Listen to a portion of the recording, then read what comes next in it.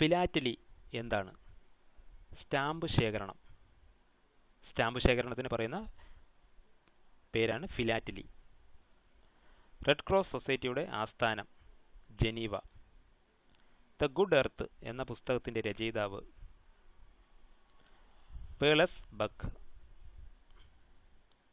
Lily ഏതു രാജ്യത്തിൻ്റെ ദേശീയ പുഷ്പമാണ്? ഇറ്റലി. സ്വർണ്ണ മെഡൽ നേടിയ ആദ്യ മലയാള ചലച്ചിത്രത്തിൻ്റെ സംവിധായകൻ ആര്? രാമു കാര്യാട്ട്. ചിത്രം ചെമ്മീൻ.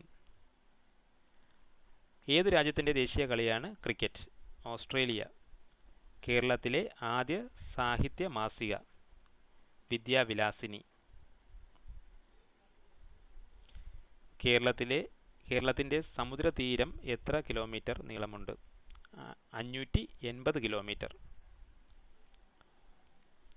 പമ്പ നദിയുടെ പതനസ്ഥലം വേമ്പനാട്ട് കായൽ. വേമ്പനാട്ട് കായലിലാണ് പാതിരാമണൽ ദ്വീപ് ഉള്ളത്.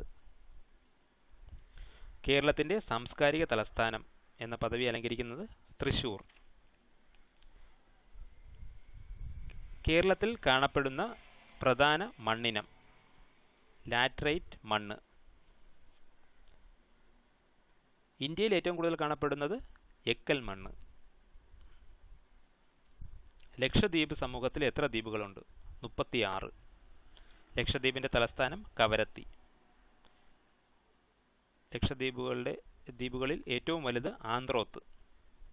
ഇന്ത്യയിലെ ഏറ്റവും ചെറിയ കേന്ദ്രഭരണ പ്രദേശമാണ്. കേരളത്തിൽ രാജ്യരക്ഷാ വകുപ്പിൻ്റെ കീഴിലുള്ള വിമാനത്താവളം ഏത്? കൊച്ചി വിമാനത്താവളം. കേരളത്തിൽ ഉള്ള ഫോറസ്റ്റ് റിസർച്ച് ഇൻസ്റ്റിറ്റ്യൂട്ട് എവിടെയാണ്? പീച്ചി. തിരുവിതാംകൂറിൽ അടിമക്കച്ചവടം നിരോധിച്ചത് ആരുടെ ഭരണകാലത്തായിരുന്നു?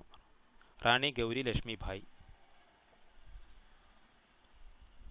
ഇന്ത്യയിലെ ആദ്യ അണുവൈദ്യുത നിലയം താരാപൂർ.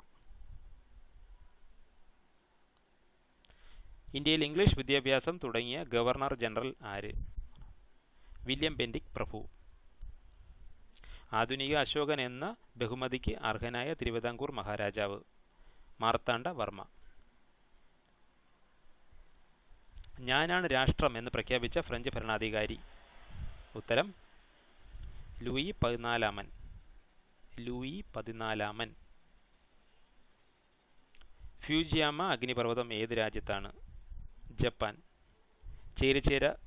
ചേരിചേര പ്രസ്ഥാനത്തിൻ്റെ ഒന്നാം ഉച്ചകോടി നടന്നത് എവിടെ വെച്ചാണ്? ബെൽഗ്രേഡ്. ഏതു രാജ്യത്തിൻ്റെ തലസ്ഥാനമാണ് കീവ്? ഉക്രൈൻ. ISRO സ്ഥാപിക്കപ്പെട്ട വർഷം 1969.